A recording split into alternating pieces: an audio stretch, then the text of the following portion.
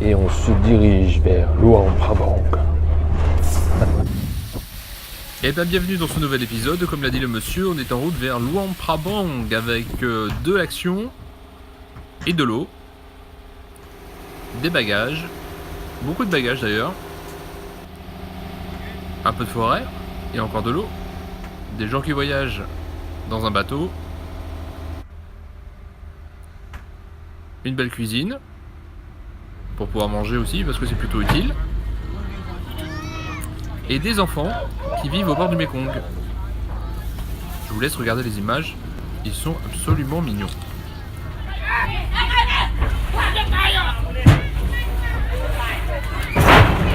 Oui, là, le bruit, c'est rien du tout. On vient d'éperonner le navire, c'est pas grave. Juste après, ce que vous savez pas, c'est qu'ils ont coulé.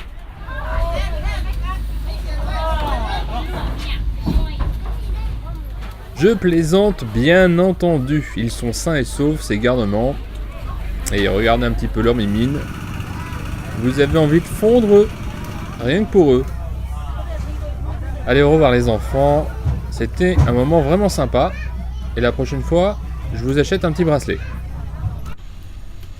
Et après une dure journée de navigation, me voilà réveillé le lendemain à Pak Ben, dans ce petit village. Je me trouve au Laos maintenant, depuis hier soir en fait je suis arrivé.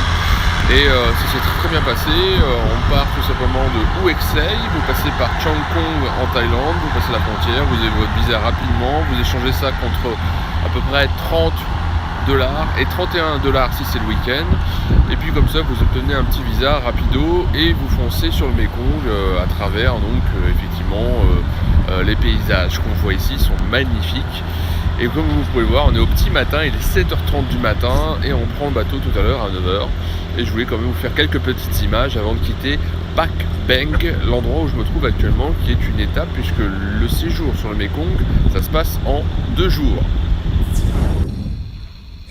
2 jours de voyage et c'est vraiment le pur bonheur, surtout quand on croise Chevrette. Je l'ai appelé comme ça, hein.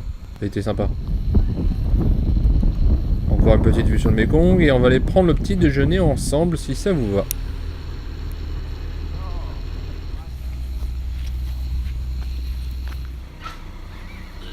Ah, c'est génial, ici on a les croissants.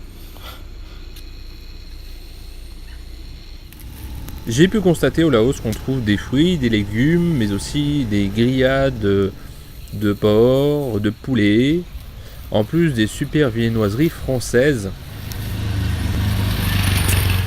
Et je me suis aussi posé la question, pourquoi est-ce qu'on voyait ce drapeau-là au Laos? Mais avant c'était sous l'influence chinoise, l'influence communiste et l'influence stalinienne, donc c'est toujours resté un petit peu dans les esprits, c'est pour ça qu'on voit toujours le drapeau communiste affiché un peu partout au Laos. Alors vous aurez compris, j'ai parlé du drapeau rouge avec le marteau et la fossile, qui est le drapeau communiste. Et là j'avais besoin d'une carte SIM. Hello, how are you? Hi. Sleep well. Good, yeah.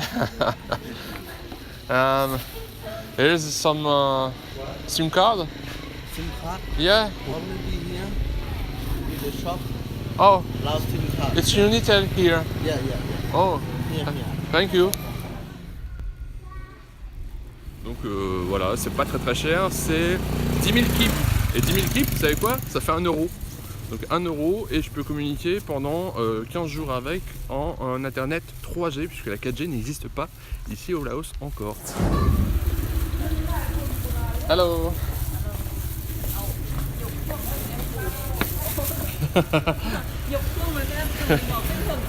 It's like a game. Hop.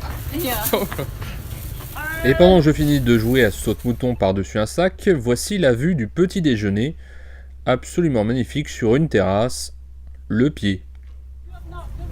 Et hop, on remonte dans le bateau, 2e jour de navigation sur le Mekong. Parfois, la rivière est lente, parfois c'est rapide et ça secoue. Je vous conseille de regarder à l'horizon si vous ne voulez pas tomber malade parce que ça tangue. Et puis il va être temps de se quitter sur ces dernières images et de se retrouver dans la prochaine vidéo de Luang Prabang puisque je suis arrivé à bon port. Fatigué, je vais me coucher.